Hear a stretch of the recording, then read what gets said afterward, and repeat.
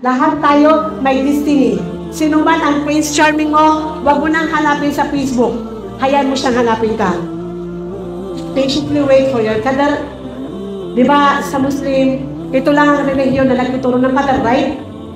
Kami lang mga kapatid, for the non-Muslim, itong relihiyon lang ang nagsasabi na to believe in one God. Amantu billahi wa malaikatihi wa kutubihi wa rusulihi wal yawmil akhir. Wa bil qadri khairihi wa sharrihi lillahi ta'ala. Ibig sabihin, lahat tayo may kapalaran. Lahat tayo may destiny. Sino man ang Prince Charming mo, wag mo nang hanapin sa Facebook. Hayaan mo siyang hanapin ka. Wag mo na siyang gawing magnanakaw. Paakyatin mo naman ng tamang babahay. Hindi, kasi ginagawa mo siya magnanakaw. Why? Because you entertain him. Sabihin mo, brother, kung talaga mahal mo ako, nandito yung wali ko. Right? Na, may isang babae, sabi ko sa kanya, estudyante ko to.